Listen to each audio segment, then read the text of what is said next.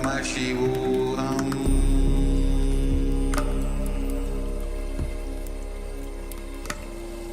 Om Nityananda Paramashivoham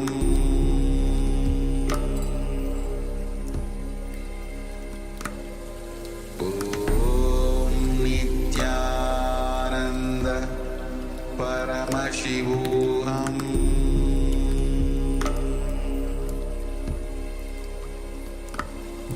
Om Nityananda Paramashivoham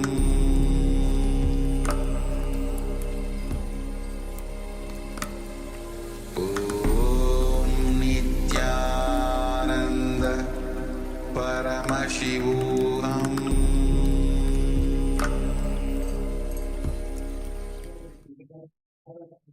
Nityanandam, we welcome all the Paramashivoham program participants to the first session of the day, Nityananda Yoga.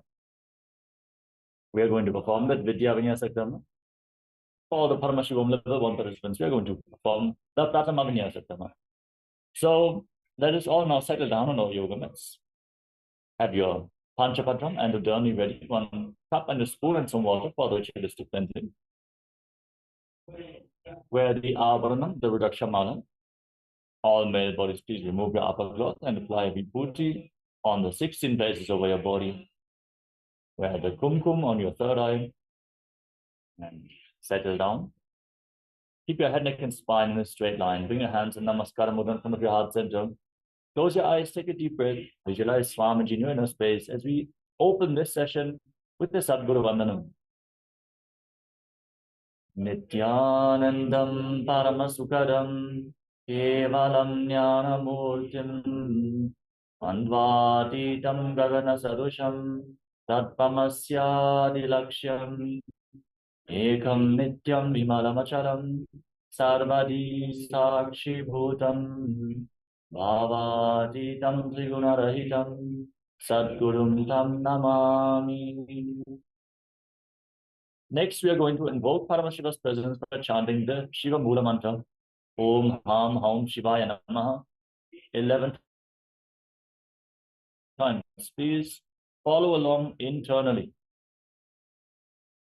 Om Ham Haum Shivaya Namaha, Om Ham Haum Shivaya Namaha, Om Ham Haum Shivaya Namaha, Om Ham Haum Shivaya Namaha, Om Ham Haum Shivaya Namaha, Om Ham Haum Shivaya Namaha, Om Ham Haum Shivaya Namaha, Om Ham Haum Shivaya Namaha, Om Ham Haum Shivaya Namaha, Om Ham Haum Shivaya Namaha, Om Ham Haum Shivaya Namaha.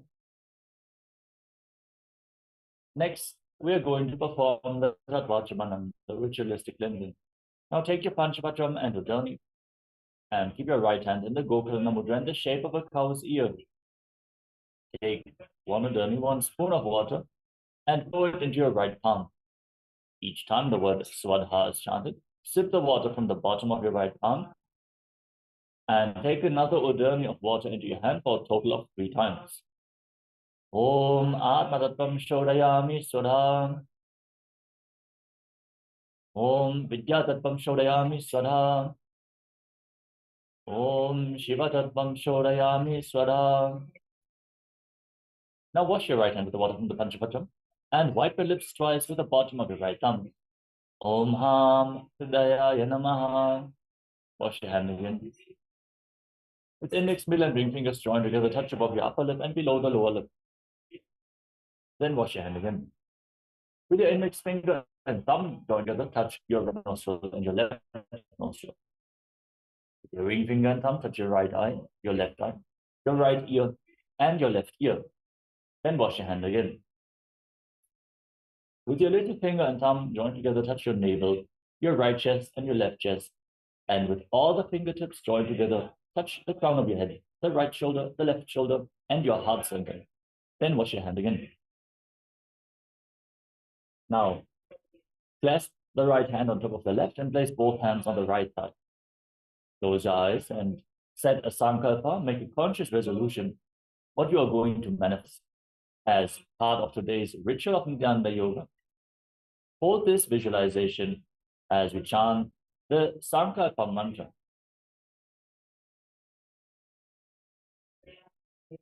Om Mamopata Samasta Duritakshayadvara Bhagavat Shri Nityananda Paramashiva Prityatam Shri Nityanandeshwari Paramashiva Shakti Sameta Shri Nityanandeshwara Paramashiva Prityatam Cha Adya Purvota Evam Guna Visheshena Vishishtayam Asyam Shupatito Purna Arogya Yukta Dilagatra Yogira Sharira Siddhyatam Paramashiva Shakti Avishkaranatam Nityananda Yoga Vyasam Karishye. Now wash your right hand once more. Om Apa Upasprishya. And keep Panchapacham and Udani aside, out of harm's way. So we can safely enter into this ritual of Nityananda Yoga. Once more, we want to request all the male bodies to please remove your upper cloak for this ritual of Nityananda Yoga. And let us get ready to enter into the first asana of the sequence, which is Sukhasana, sitting in a comfortable cross-legged position, keeping your head, neck, and spine in a straight line. Place your hands on top of your knees in Bindu Mudra, with index fingers and thumbs together. Breathe in Samana Kumbhaka. Inhale all the way. Then hold your breath. Then exhale fully. Again, hold your breath. Visualize the flame being kindled in your navel, rising upwards along the spine. Visualize Lord Shiva in your inner space and engage Mahamudra Bandha, which is a combination of the Mula Bandha, the root lock, contracting your perineal floor and pulling it inwards. Uddiyana Bandha, the abdominal lock, contracting your muscles above and below the navel and pulling your abdomen in and up towards your spine. And the Jalandhara Bandha, the throat lock, tucking your chin to the chest, internally contracting your throat muscles, thus locking the throat.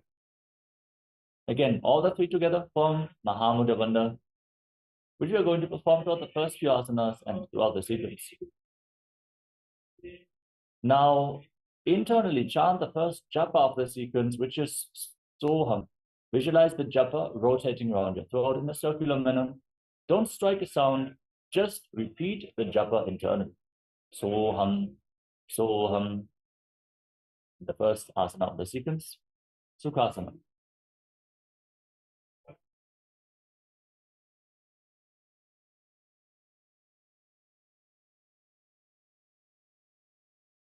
Sukhasana. Tat Sukhasanamityuktamashaktastatsamachareta asanam vijitam yena jitam tena jagatrayam. Parvatasana. Now place your feet on top of opposite thighs. Sit in Padmasana with your legs locked. Join your palms and raise them up above your head with your elbows straight. In Anjali Mudra, engage Mahamudra Bandha, all three bandhas, and visualize yourself as Mount Kailash in Parvatasana. Athavapshe Mahadeva Parvatasana Mangalam Yatkritva Sthira Rupi Syat Shatchakradi Vilopanam. Adibhasana. Now extend your feet away from the body. Join the soles of the feet together and interlock your hands behind your back. As you lean forward and down, place your forehead on the ground just behind your heels. Gaze to your nose, engage Mahamudra Bandha, and visualize Swamiji in your inner space. Purava Vidyahu Mejano Ubhai Pagathali Samputatano Vishtupachedo Bhukaralyaho Dachina Karaso Vamagahavo. Nadi Bhavasana. Now extend your arms out in front. Cup your palms and place them on the ground in front of the feet. As you place your forehead on the ground, behind the heels once more. Engage Mahamudra Bandha and gaze to your nose while visualizing yourself as a snake. Purava vidhi pari agane nito ho bi kahu nipanasyo lagagi. हाथ आगाने धरती लगावे पसारी दो वो हाथ की अंजुली करे. Kokilasana. Now bring your hands into Prana Mudra. Index and middle fingers extended, holding onto little and ring fingers with your thumbs. Now catch your big toes and extend your legs forward and up, straight as much as possible. And then cross your legs into Padmasana. Lean forward and down, place your elbows on the ground, and engage Mahamudra Bandha as you visualize yourself as a bird. अथान्यदासनं वक्ष्ये येन सिद्धो भवेन्नरः अकस्मात् वायुसञ्चारं कोकिलाभ्यासनेन च. Netyasana. Now place one foot on top of the opposite knee and the other foot below the opposite knee. Hold on to opposite elbows in front of your chest and start rotating your arms in wide circles. Engage Mahamudra Bandha. Fix your gaze at the tip of your nose. Visualize Swamiji in your inner space. Every once in a while, change the direction of the movement and don't forget to internally repeat the japa Soham. घोड़ा बामा पाद की आशमा हिली सोज दक्ष चरण को बार लोता परिकुल्प समोज वाम पाद को महिलौ बहुरौ बुल्फतुजान तापरि घोड़ा दक्ष की आश बारली ढान. Gajasana. Now place your palms on the ground and raise your hips up high. Scoop your head and chest forward and down. Pull your stomach in and up in Uddiyana Bandha. And visualize yourself as an elephant in Gajasana, the elephant posture. Nyukjam padagre bhumau pritvalambi bhuyamastakaagre nidhaya nitambam urdhvamunnamaya nabilaksham bhumau nasika maninya. Vrikshasana. Maintain the same position. Push one heel down to the ground and lift the other heel up simultaneously. Alternating both sides again and again. Perform Uddiyana Bandha and visualize yourself as a bear. एकैकं पादमापुञ्ज्य गजासनं कुर्यात् त्रिक्षासनं भवति. Vaishasana. Now rise up. Stand on the tips of your big toes if you can. Otherwise, you can stand on the tips of the toes. Bring your hands to the chest in Vidya Mudra with index, middle, and ring fingers joined together. And engage Uddiyana Bandha as you visualize Swamiji in your inner space.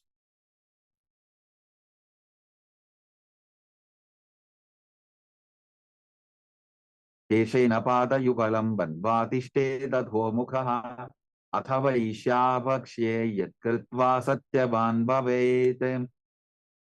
Balalingasana. Next up is Urta Janukarana. Now stand in Narimandi. Heels together, toes pointing outwards and knees bent. Bring your hands to the chest, elbows raised. Then lift one knee up along the center of your body in a circular motion and follow along with the respective hand on both sides gracefully again and again.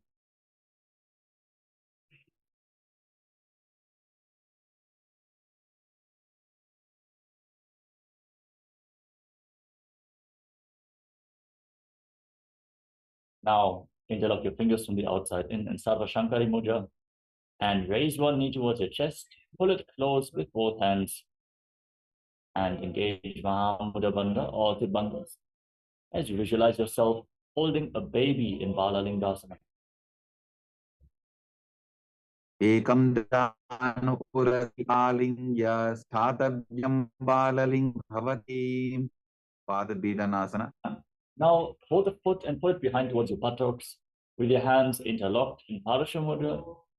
Stand erect like a rod as you keep your knees close together and engage Mahamudra Bandha while visualizing Swamiji in your inner space.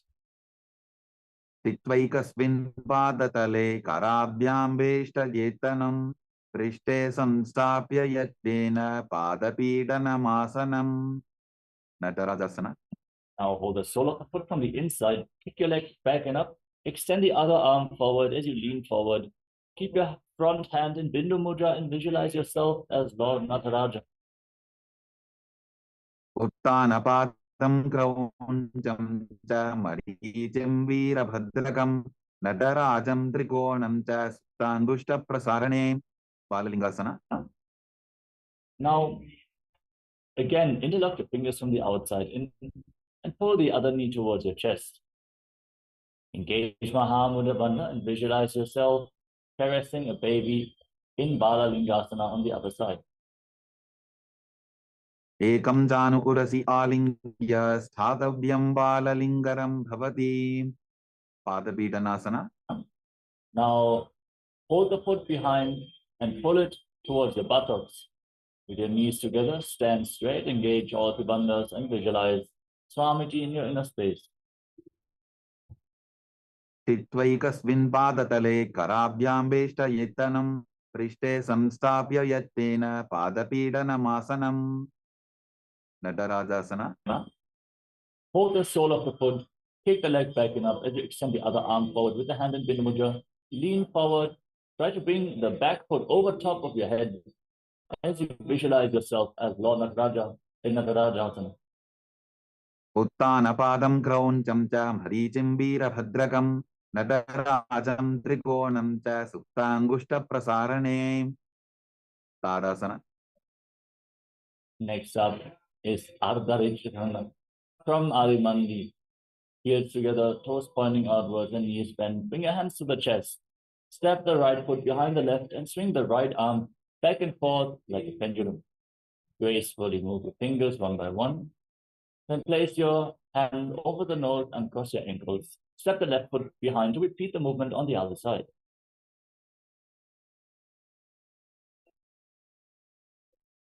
Next up is the skeleton dance. Now visualize yourself as a skeleton and shake your body intensely. Hold the visualization of your bone structure. There is no muscles, no tissue, no skin, just bones. So move your bones freely without any block, without any resistance. Shake all the bones.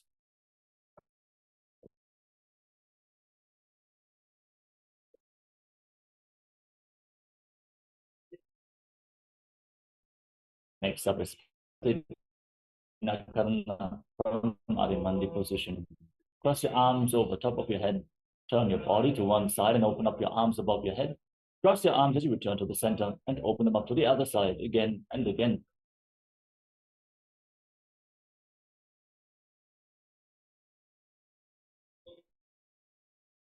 At this point, we want to invite all the participants. If you have any questions about any of the asanas or any other components of Nityananda Yoga, if you are struggling to perform any of the asanas, please do let us know so we can bring clarity and help you with your asana practice. The chat is open, so if you have any questions or doubts, please let us know. We also want to request all the female bodies who are currently in pregnancy or suspecting they might be pregnant to not perform any of the upcoming forward bendings.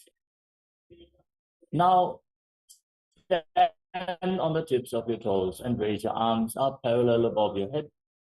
Engage Mahamudra Bandha, all three bandhas. Visualize yourself as a palm tree and internally chant the new japa, Shivoham in Tadasana.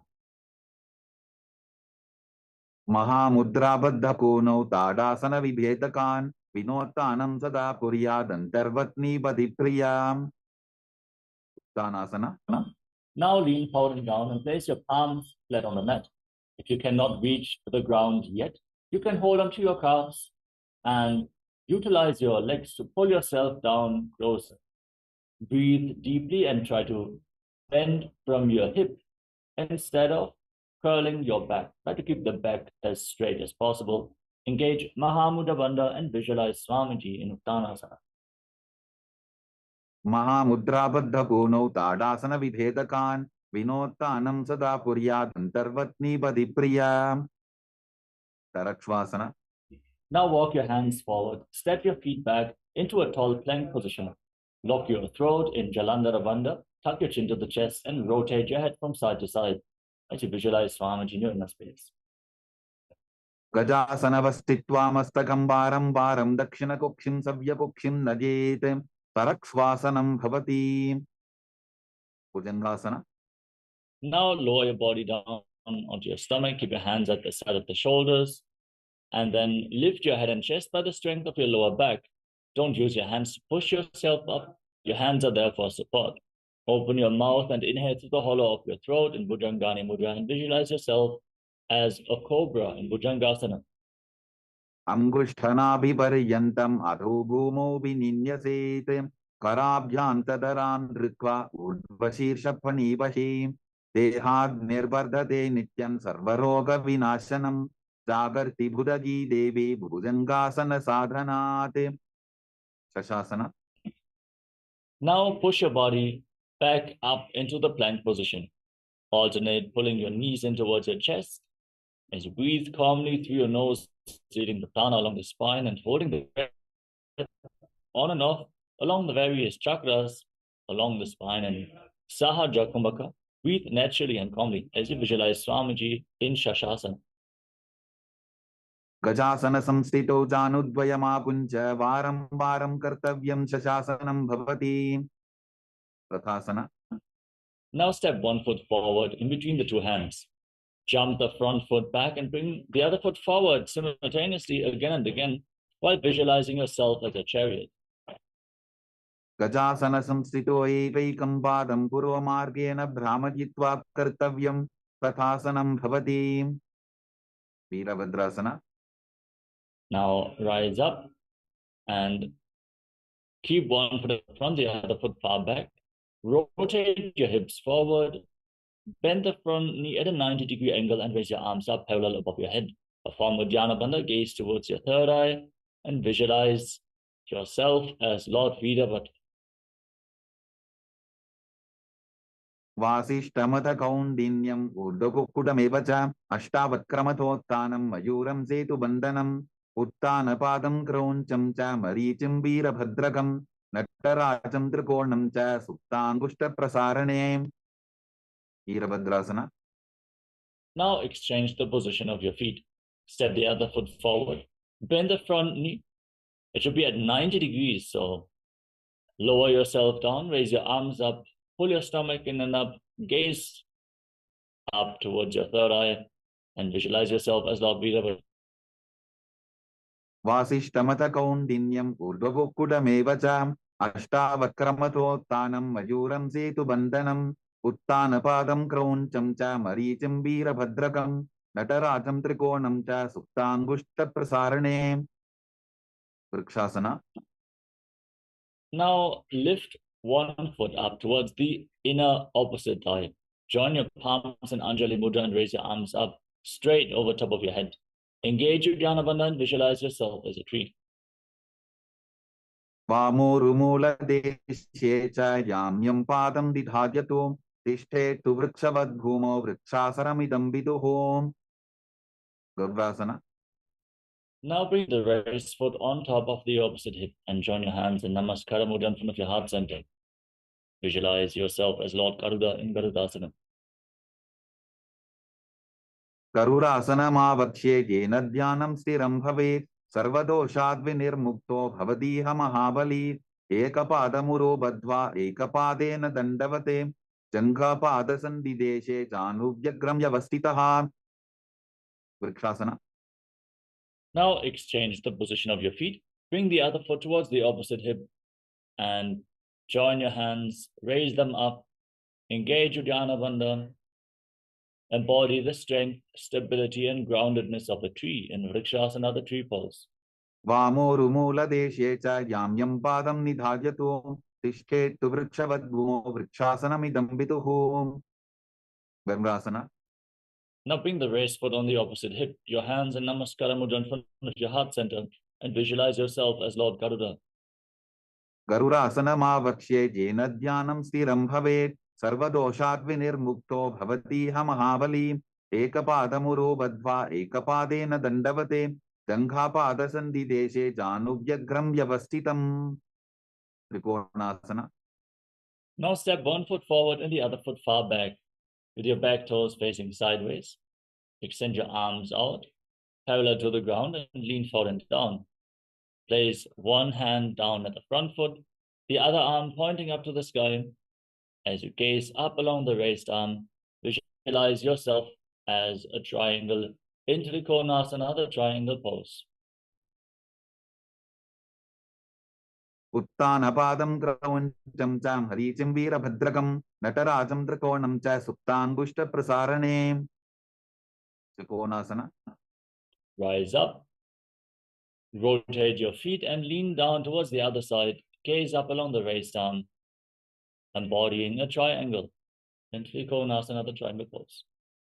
उत्तानपादं क्रौञ्चं चां हरीचिं वीरभद्रकं नटराजं त्रिकोणं च सुप्ताङ्गुष्ठप्रसारणे. Next up is Nikuttaka Kalana from Marimandi position. Heels together, toes pointing outwards and knees slightly bent. Raise one heel off the mat and bring your hands in front of your chest with the palms facing each other. Now stomp the raised heel down, lift the other heel up, and simultaneously exchange the position of your hands in front of your chest again and again.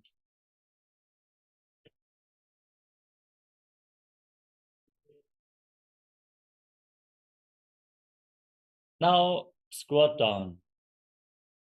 Raise your heels off the mat and keep your toes tucked, your knees together, and sit down on the heels. Join your hands in Namaskara Mudra in front of your heart center and visualize Swamiji in your inner space as you start buzzing like a bee on the inhalation and exhalation in Brahmari Kumbhaka, and internally chant the new japa Sadashivoham in Angushtasana. Angushtasana. कबन्धासनमित्याहुः गोरक्षासनमेव च अंगुष्ठमुष्टिकं न्येयं ब्रह्मप्रसादितं तथा. Saurasana. Now step 1 foot forward with your hands at the side of the body, palms facing forward in Varamudra. Visualize Swamiji in your inner space. Keep buzzing like a bee in Brahmari Kumbhaka. प्रसार्यैकं पादतलं संस्थाप्येकपादकं विदुननासना. Now lean forward and down and hold on to the big toe of the front foot in Prana Mudra. Hold on to the back heel with the other hand and balance, if you can, as you visualize Swamiji in Vidunanasana. गुल्फस्थितौ पादमेकं प्रसार्य तत्पादाग्रं संस्पृशेत् तत्करेण गुल्फं चान्यं धारयेत् तत्करेण पुनः बेढं चाभ्यसेत् चोभयत्र. Saurasana. Now step the front foot in, sit on the heel and extend the other leg forward. Keep your hands at the side of the body in the boon bestowing mudra, Vara Mudra, fingertips barely touching the ground. Visualize Swamiji in Saurasana. प्रसार्यैकं पादतलं संस्थाप्येकपादकं विदुननासना. Now lean forward and down, hold on to the big toe of the front foot and the heel of the back foot. Balance as you visualize Swamiji in your inner space. गुल्फस्थितौ पादमेकं प्रसार्य तत्पादाग्रं संस्पृशेत् तत्करेण गुल्फं चान्यं धारयेत् तत्करेण धूनं पीठं चाभ्यसेत् चोभयत्र. ब्रह्मचुरंकुशासना. Now step both feet in to your body, sit on raised heels. Place your hands on top of the knees with the palms facing up and bring a gap between the knees. Lock your throat, gaze through the gap between the knees with your eyes open wide, unblinking, actually gazing inwards in Shambhavi Mudra. Lock your throat and visualize Swamiji in Brahmaduramkushasana. टोबू फणा पानी होय वैसे AD टोबुदानी वैसे कोरबकतल्या की माहिली Ayush माहेरा शेमिली. कपिलासना. Now drop your knees down to the ground. Keep your toes tucked and sit on raised heels with your hands on your thighs. Fix your gaze at the tip of the nose. Engage Uddiyana Bandha, the abdominal lock. Pull your stomach in and up towards your spine and visualize yourself as Sage Kapila Muni, the founder of Mahanirvani Akada, which is our Akada, of which the Supreme Pontiff of Hinduism is the inheritor. उभय बकथली समट हरावे तिनको माहिली core मिलावे Panapani Ukara Hoye Vaise, Edi Tobu Toni Nivese, Padrakorakasana. Now maintain the same position but shift your gaze up towards your third eye. Now visualize Swamiji in your inner space in Bhadrakorakasana. Dobu Bakatali Samputakare, Koravarili Bhoparitare, Koravarili Raphe Ese, Tapari Muladvari Kibese, Suryasana. Now raise your knees off the ground. Bring the soles of the feet together and sit on raised heels. Join your thumbs and little fingers and open up your palms, resembling a lotus flower in Padma Mudra, and raise your arms up straight over top of your head. Gaze through the gap between your palms. Pull your stomach in and up in Uddiyana Bandha and visualize Lord Surya in your inner space in Suryasana. Edi Dobu Buddha Tariane, Panapani Betak Punitane, Goda Janga Adhar Karidahe, Adevam Isi Vidikahe, Mandukasana. Now drop your knees back down to the ground. Place the top of your feet flat on the mat and sit in between your heels with your toes touching behind your back. Keep your hands flat on your knees. Gaze up towards your third eye. Visualize yourself as a frog and press your tongue up flat against the palate of your mouth in Mandukya Mudra, the frog mudra. As you breathe calmly and deeply through your nose in Sahadra Kumbhaka and Mandukasana. Padatalo Prishta Deshe, Angushte Dveta Samskrishete, Dano Yugman Puraskritya, Sadadyen Mandukasanam, Uttana Mandukasana. Now maintain the same position, the same visualization. Place your tongue at the top of your mouth, gaze towards your third eye, and bring your arms up and behind your back, holding onto opposite shoulders. Press your elbows against your head. Pull your stomach in and up in Uddiyana Bandha. Feel the energy rising up along your spine in Uttana Mandukasana. Mandukasana Madhyastam, Kotparabhyam Dhritam Siraha, Etad Bhekavaduttanam, Etaduttana Mandukam, Simhasana. Now cross your feet and sit on the raised heel with your hands flat on top of your knees, fingers spread. Gaze towards the tip of the nose and stick your tongue out. Exhale forcefully through your mouth again and again. Roar like a lion in Simhasana, the lion pose. Dakshinam Savyapulphena, Dakshinena Tathetaram, Pastoshchajan Gosam Stapya, Swangulisha Prasaryacha. Bhadrasana. Now join the soles of the feet together behind your back with your toes pointing backwards. Bring your knees wide apart and try to sit down on your heels. Cross your hands behind your back and hold on to the big toes of opposite feet in Prana Mudra. Lock your throat in Jalandhara Bandha, gaze towards the tip of the nose, and once more start buzzing like a bee on inhalation and exhalation in Brahmari Kumbhaka as you visualize Swamiji in your inner space. Gulphau Tavrshanasyadho, Yukramena Samahitaha, Padangulshtau Karabhyam Cha, Trithvata Prishta Deshataha. Kakabusandhyasana.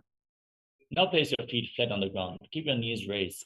Wrap your arms around the respective legs and try to interlock both hands behind your back in Parasha Mudra. Open up your shoulders, bend your back and open up your hips as well. Try to pull yourself forward in between your legs. Bring your hands behind your back. Fix your gaze at the tip of the nose and visualize yourself as a crow in Kakapushandhyasana. Pratame Besako Kritane, Dobu Hatapatam Vichane, Tinuko Modinalya Parilyave, Pishtapathe Kakasi Karave. Kani Poasana. Now place your hands on the ground in front of your body, shoulder width apart. Bring your knees under your arms towards your armpits. Raise your hips, lean forward, find balance and lift your feet off the mat. Balance on your arms as you visualize Swamiji in Kanipavasana. Asana Koguna Ashi the Shita Hogi to Achi Hoi. Kapalyasana. We are now going to enter into the first inverted posture of the sequence.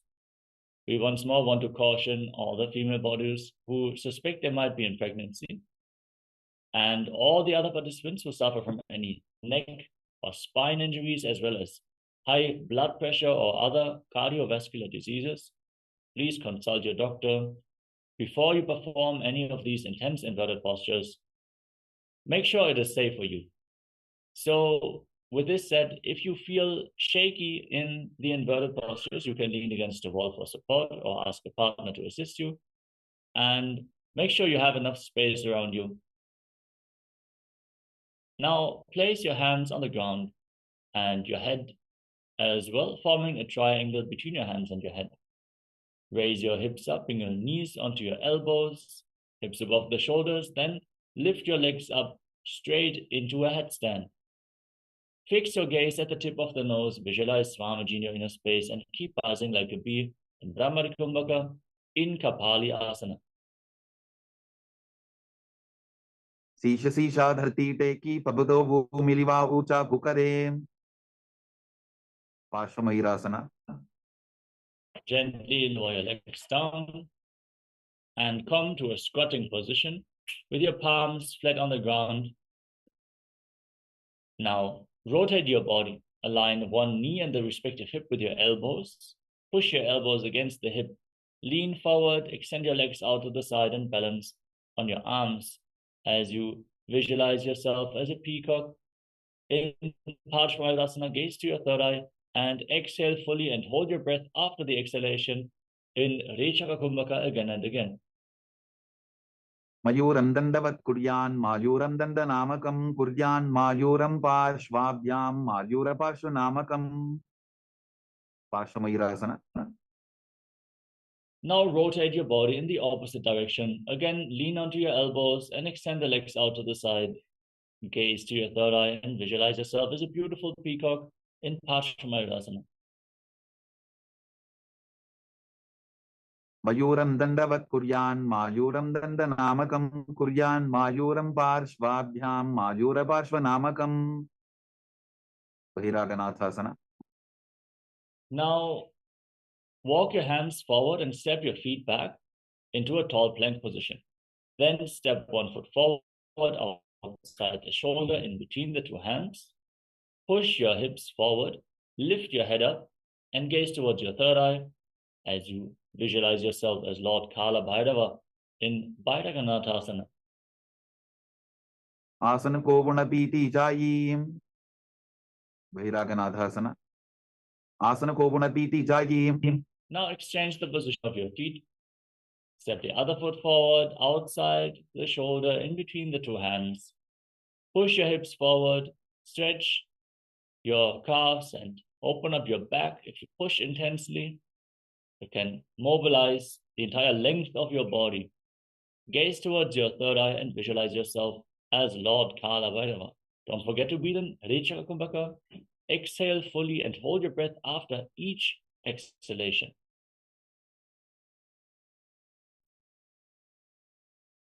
उन्मुख बीडासना. Now step the front foot back and bring your forearms to the ground. Raise your hips, rock your feet slightly forward to raise your hips even more, and try to bring your heels down to the mat. Lift your head and gaze towards your third eye. Intensely stretch your upper back and neck as you visualize Swamiji in Unmukha Pitasana. भून्निष्ठौ जानुनी हस्तौ चतुष्पदममाङ्मुखम् उत्थापिताङ्घ्रियुगलकटिस्थलमभिरुका वसिष्ठासना. Now rise back up onto your hands. From the plank position, rotate your body and lift one arm up to the sky. Gaze up along the raised arm and visualize yourself as Sage Vashishta in Vashishtasana as you keep your body straight as a plank. ऊर्ध्वकुक्कुटवासिष्ठमरीचिहलमत्स्यकं परिवृत्तिं चोदरस्य विविधं धनुरासनम् वसिष्ठासना. Now place the other hand on the mat and rotate your body in the opposite direction. Gaze up, keep your core engaged intensely, push your hips forward, be aligned as you visualize yourself as Sage Vashishta. ऊर्ध्वकुक्कुटवासिष्ठमरीचिहलमत्स्यकं परिवृत्तिं चोदरस्य विविधं धनुरासनम् अंजनीयासना. Now come to a seated position with your legs extended forward. Bring your hands underneath your buttocks with the palms facing up. Lock your throat in Jalandhara Bandha. Fix your gaze at the tip of your nose and internally chant the new japa Paramashivoham as you visualize yourself as Lord Hanuman in Anjani Asana. डोबो करकी ube हथेली कोरवारली मैले बेली सो आगाने भूपरिदाशे महाने अंगुली में लिराशे पश्चिमोत्तानासना. Now, from the same position, lean forward and down. Hold on to your big toes in Prana Mudra with index and middle fingers. Engage Mahamudra Bandha or Tribandhas and visualize Swamiji in your inner space in Paschimottanasana. जानु परिललाटन्तु पश्चिमं तानमुच्यते येन केन प्रकारेण सुखं धार्यं च जायते. Ugrasana. Now, interlock your hands around your neck and lean forward and down as low as possible. Try to bring your head in between your knees. Squeeze your core as you engage Mahamudra Bandha and visualize Goddess Kali in your inner space. स्वपाणिभ्यां दृढं धृत्वा जानुपरि शिरोन्यसेत आसनोग्रमिदं प्रोक्तं भवेदनिलदीपनं देहावसानहरणं पश्चिमोत्तानसंज्ञकं ययेत् तदासनं श्रेष्ठं प्रत्यहं धारयेत् सुधीः. Vadichyasana. Now step one foot in towards your body with the heel against the perineum, knee raised. Wrap your respective arm around the raised knee and interlock both hands behind your back as you lean forward and down as low as possible. Rotate from the hip and try to touch your forehead to the knee as you visualize yourself as Sage Marichi. उत्तानपादं क्रौञ्चं च हरीचं वीरभद्रकं नटराजं त्रिकोणं च सुप्ताङ्गुष्ठप्रसारणे. Mahamudrasana. Now drop the waist knee to the side. Keep the heel firmly pressed against your perineum as you lean forward and down and hold on to the front foot with both hands. Engage Mahamudra Bandha or Tribandhas as you exhale. Hold your breath, gaze to the nose and visualize Swamiji in Mahamudrasana. महामुद्रां प्रवक्ष्यामि तन्त्रेऽस्मिन् मम वल्लभे यां प्राप्य सिद्धा सिद्धिं च कपिलाद्याः पुरागताः. Vadichyasana. Now stretch the bent leg forward and step the other foot in towards your body. Exchange the position of your feet. Keep the knee raised. Lean forward and interlock both hands behind your back. Visualize yourself as Sage Marichi in Marichyasana on the other side. उत्तनपादं क्रौञ्चं च हरीचं वीरभद्रकं नटराजं त्रिकोणं च सुप्ताङ्गुष्ठप्रसारणे. Mahamudrasana. Now drop the raised knee to the ground. Keep the heel against the perineum and lean forward and down. Hold onto the front foot with both hands. Gaze to your nose. Visualize Swamiji perform Mahamudra Bandha, internally chanting Mahasada-shivoham in Mahamudrasana. महामां प्रवक्ष्यामि तन्त्रेऽस्मिन् मम वल्लभे यां प्राप्य सिद्धा सिद्धिं च कपिलाद्याः पुरागताः. Vadrasana. Now join the soles of your feet together in front of your body. Interlock your fingers around your toes and pull your heels against your perineum. Push your knees down to the ground. Try to touch the mat with both knees. As you gaze up towards your third eye, visualize Swamiji in Patrasana too. गुल्फौतपृशनस्यादः सीवन्त्याः पार्श्वयोः क्षिपेत् पादपार्श्वे तु पाणिभ्यां दृढं बद्ध्वा सुनिश्चरम्. Valipavasana. Now slightly extend your feet away from the body. Keep your toes together but separate your heels. Place your hands on top of the respective knees. Lock your throat in Jalandhara Bandha and gaze towards the tip of your nose as you visualize Swamiji in Valipavasana. पूरवचर पिड़चोक कख्यो सोई वाही बिड़चो कीजे सोई यामे AD भिन्न जराशे अंगुल 8 अंतरो राशे. Donyasana. Now bring your feet back in towards your body. Hold onto the soles of the feet with both hands. Lean forward and down. Place your forehead and your elbows on the mat and gaze towards the tip of the nose as you visualize Yoni Mandala, the visual representation of Devi Paramashiva Shakti in Jonyasana. दोगो पगदली संपुट करे AD मेड़ के ढिंग दरे अर्धहात को अंतर राशे लीलाट पक चलिया उपरदाशे. Midaki Pavasana.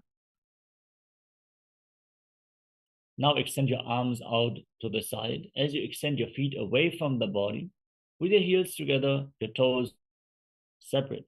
Lean forward and down and place your forehead on the ground just behind your heels. Keep your back straight, bent from the hip. Gaze to your nose and visualize Swamiji in your inner space. Purava Viti Paripagathali Sampurta Shola Edi Milidashe. Siddha Samadhi Asana. Rise up, bring your feet back in towards your body and scoop your hands below the shins with the palms facing up. Rest your chin on the ground and bring your toes against your throat as you gaze towards the tip of the nose and visualize Lord Surya in your inner space in Siddha Samadhi Asana. Dogo Bagadari Sambudakare, Sole Medha Aga Medhare, Angula At Antarorashe, Edi Ko Ese Vididashe. Chiniki Pavasana. Now hold on to the soles of the feet and open them up like a book. Press your elbows onto your thighs, gaze towards the tip of the nose, and visualize Swamiji in your inner space. Dogu Pagaki Edi Dhati Magiva Medharagave. Sarbrajokasana. Place your hands on the respective knees and gently push them down to the ground. Try to touch your knees to the mat as you pull your stomach in and up in Uddiyana Bandha. Gaze up towards your third eye. Visualize Swamiji. Feel the energy rising upwards in Charapada Chokasana. Dogu Pagadali Sambudadhari Abane Kaidare Pasare Gora Bhusu Lavatarashi Hatatobu Gora Paridashe. Bhiravasana.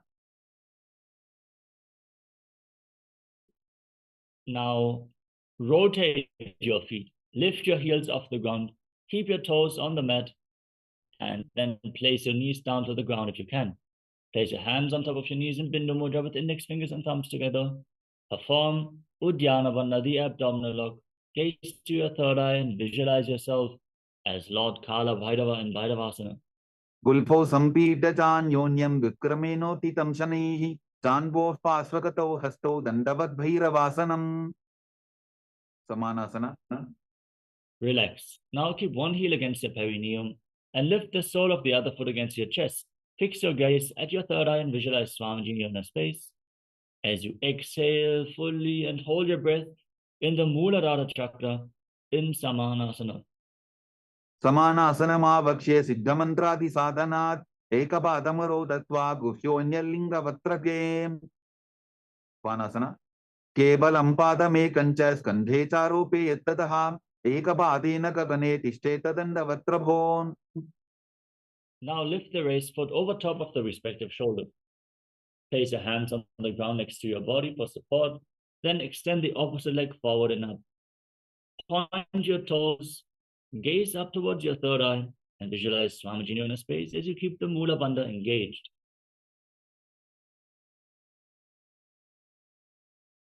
Samanasana. Now bring the other foot against your chest. Pull it close with both hands as you press the opposite heel against your perineum.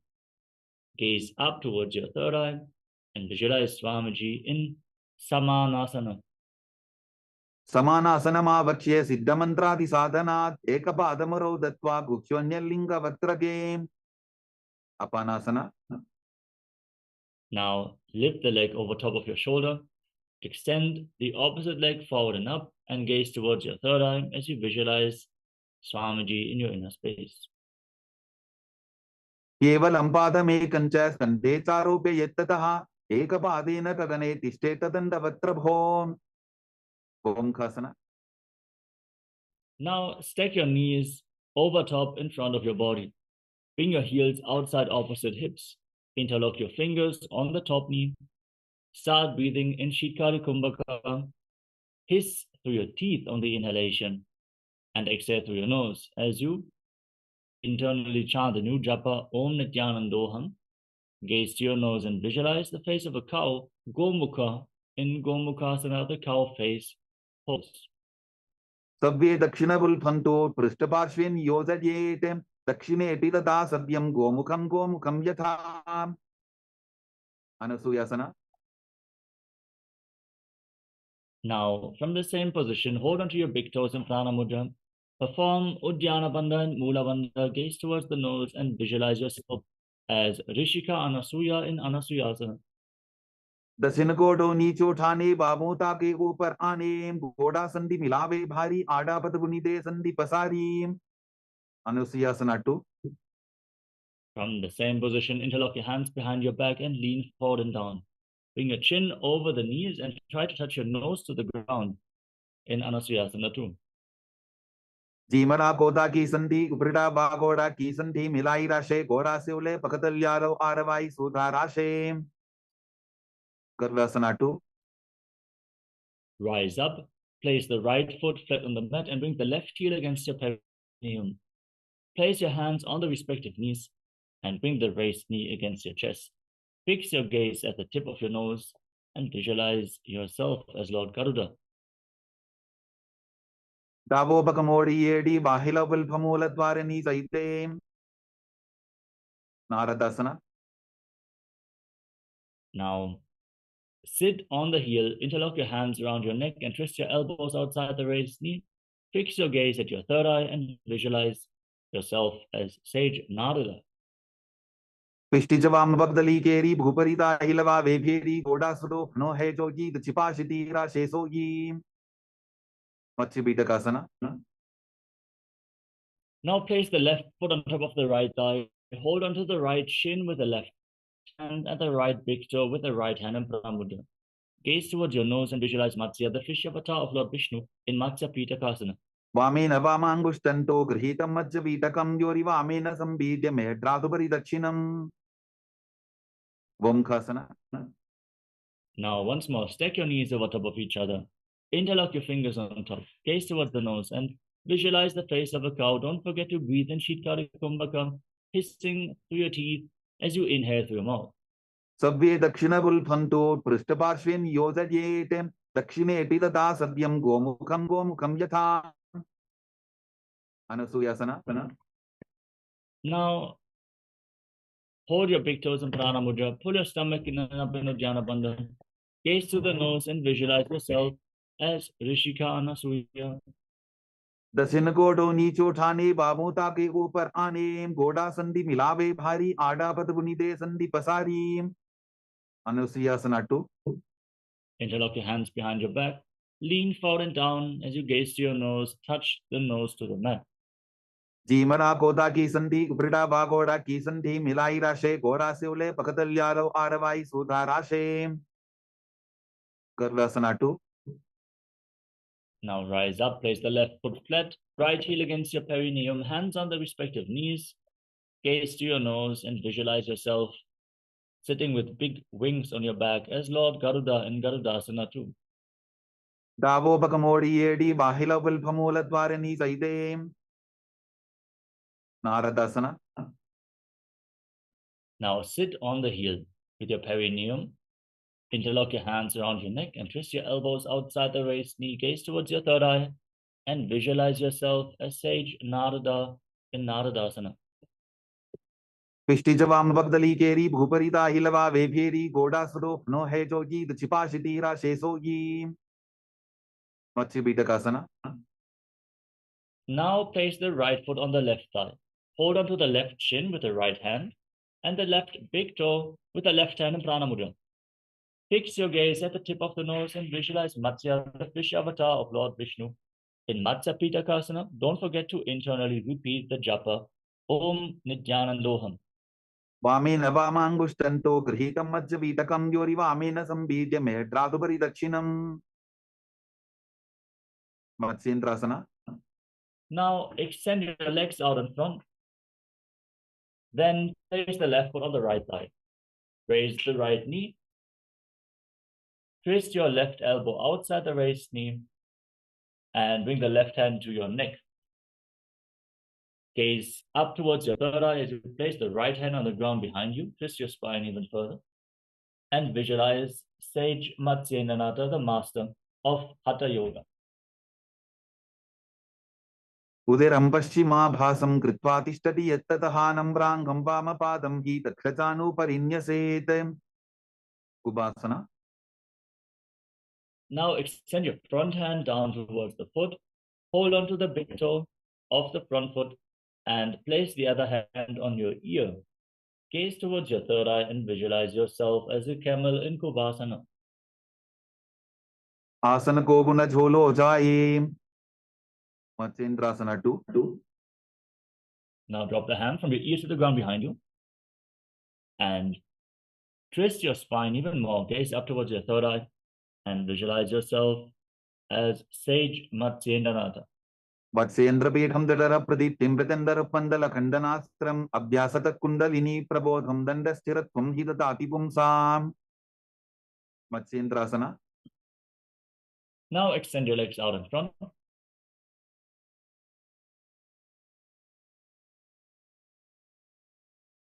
And place the right foot on the left thigh. Raise the left knee. As you twist your right elbow outside the raised knee, put your hand to the neck, the other hand on the ground behind you. Twist your spine, gaze up, and visualize Sage Matsyendranath. उदिरं पश्चिमाभासं कृत्वा तिष्ठति यत्ततः नम्राङ्गं वामपादं हीत्कानुपरिन्यसेत् उपासना. Now extend the front hand down to the foot, elbow outside the raised knee. Hold onto the big toe in Prana Mudra with index and middle fingers. And place the left hand on your ear. Twist your spine, gaze up towards your third eye, and visualize yourself as a camel. आसन को गुण झोलो जाए मत्स्येंद्रासना 2. Now drop the hand from the ear to the ground behind you. Keep holding onto the front foot. Gaze towards your third eye and visualize Sage Matsyendranath in Matsyendrasana 2. वत्सेन्द्रपीठं दडर प्रदीप्तिं प्रत्यन्दर पन्दल खण्डनास्त्रम् अभ्यासत kundalini प्रबोधं दण्डस्थिरत्वं हि ददाति पुंसाम् padmasana. Now place your feet on top of opposite thighs. Keep your hands flat on top of your knees. Roll up your tongue and inhale through the tongue like a tube. Engage Mahamudra Bandha or Bandhas. Gaze towards the tip of the nose. Internally chant the new japa. Om Nityananda Mahasarashivoham. As you visualize yourself as Lord Shiva in Padmasana. आसनं द्विधं प्रोक्तं पद्मं वज्रासनं तथा ऊर्ध्वोरुपैचे धत्ते उभे पादतले यथा padmasana 2. Now cross your arms in front of your body and hold on to the respective big toes in Prana Mudra with index and middle fingers. Fix your gaze at the tip of the nose. Visualize yourself as Devi Paramashiva Shakti in Padmasana. उत्तानौ चरणौ कृत्वा ऊरु संस्थौ प्रयत्ततः ऊरु मध्ये तथोतानो पानी कृत्वा तु तादृशो कुक्कुटासना. Now bring your hands to your legs, place your palms on the mat, and straighten your arms, push your hands into the ground, lift yourself up and balance on your arms. As you breathe calmly through your nose in Sahaja Kumbhaka and visualize yourself as a rooster in Kukkutasana.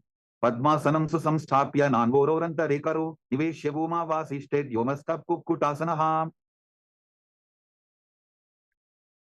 बद्धकेकी Asna. Now from Padmasana, rise up onto your knees, place your palms on the ground with the fingers pointing towards your body.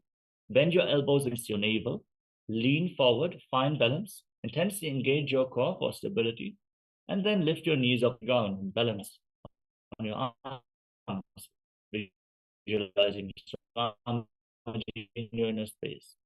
धरामवष्टभ्यकृत्वेन तत्कूर्परिस्थापितानाभि पार्श्व उच्चासनोर्वदुत्तीर्घमात्रवदन्तिकं यूढं पद्मकं कुर्यात् बद्धकेकीति कथ्यते. Extend your legs straight with your elbows against your navel. Find balance, lean forward, and extend your legs back straight enough. Visualizing yourself as a beautiful peak in my Makarasana. Relax. Now lay down on your stomach and place your forehead on the ground, interlock your hands around your neck, and rotate your feet so the toes are pointing outwards and your heels are touching the ground. Visualize yourself as a crocodile in Makarasana. अध्यासशेदे हृदयं निधाय भूमौ च पादौ च प्रसाद्यमानो शिरश्च धृत्वा करदण्डयुग्मे देहाग्निकारं मकरासनं तत् Salabhasana. Now place your hands on the ground next to your shoulders and lift your legs off the ground completely, including your knees. Keep your legs straight and visualize yourself as a locust.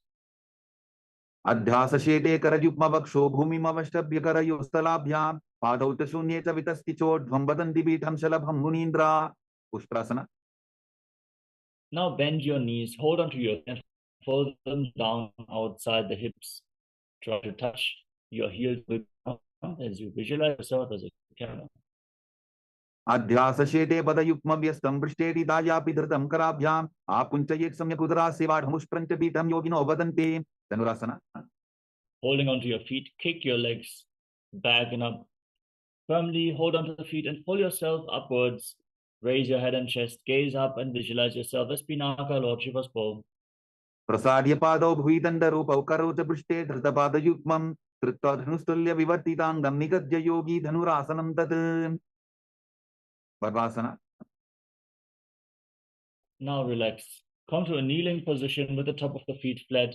Breathe calmly and deeply through your nose. Catch your breath. Hands on the knees. Gaze to your third eye. Visualize Swamiji in your inner space as you internally chant the new japa. Om Nityananda Paramashivoham in Bhagasana. उल्टा मोटी पावतो वैसे बहुरोचुविधि करे एक ऐसे पावन महिला बुल्प होबु कुल्ला पाशितीला वेसोबु ओहियासना.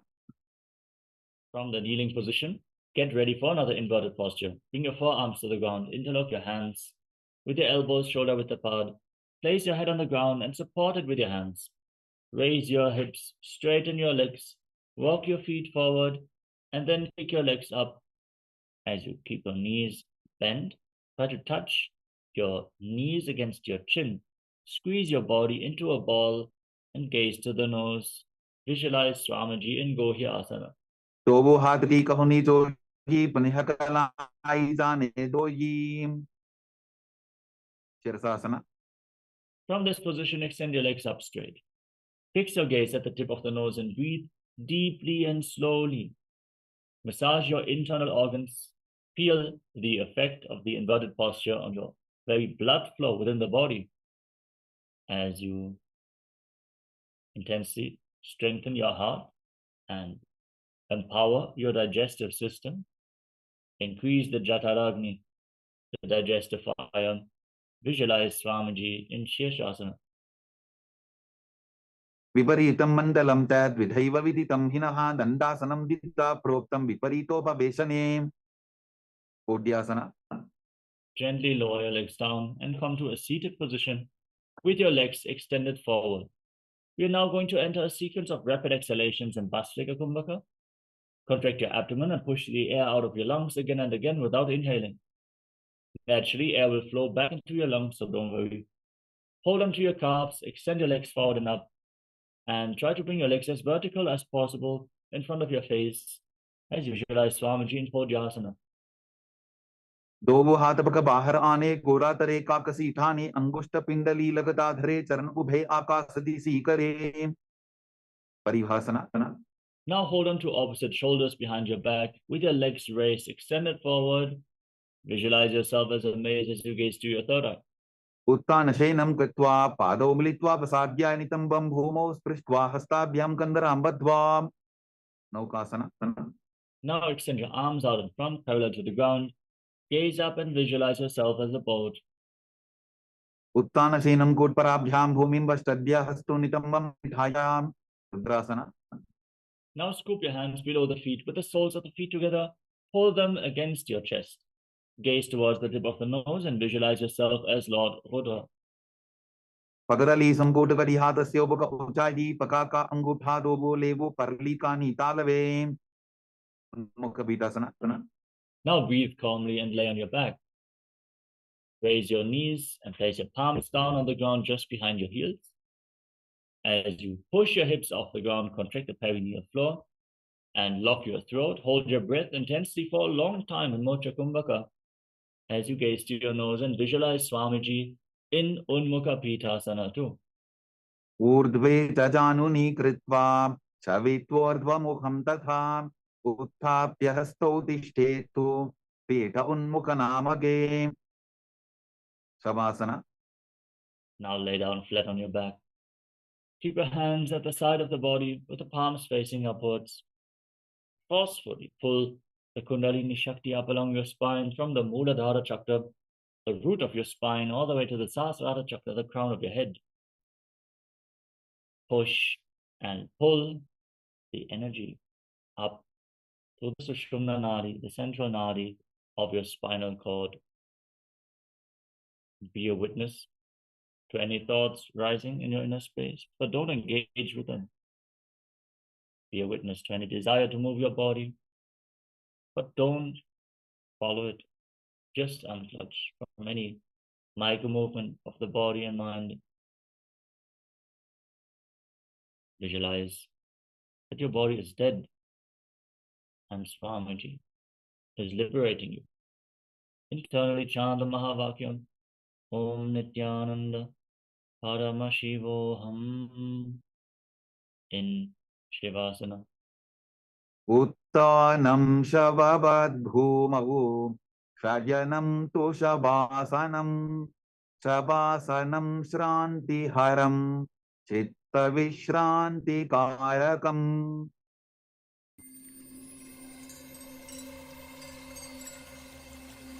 I welcome you all with my love and respect. Let you all open all your three eyes. Om Nityananda Paramashivoham.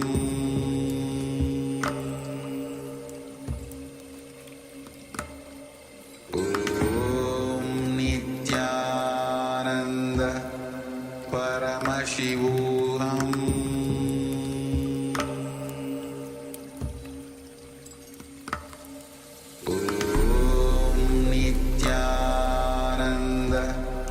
Paramashivoham.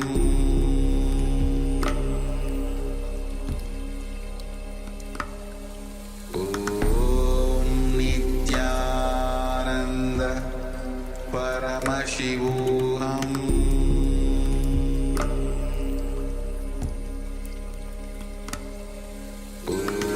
Om Nityananda Paramashivoham. Paramashivoham.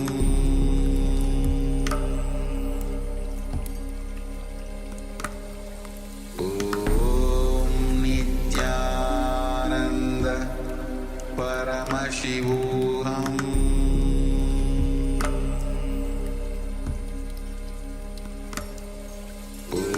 Om Nityananda Paramashivoham.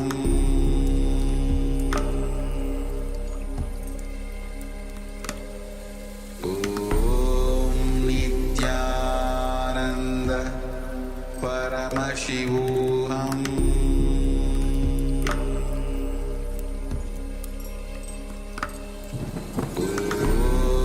Nityananda Paramashivoham. Om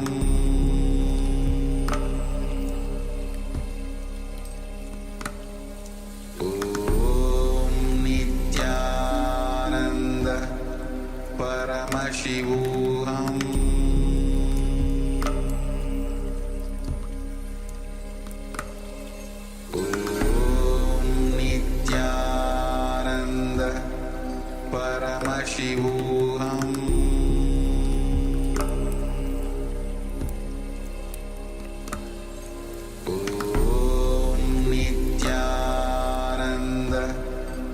Paramashivoham.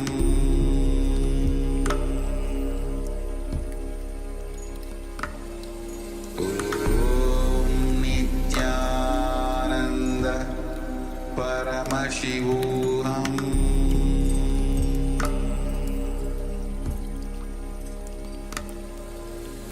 Om Nityananda Paramashivoham.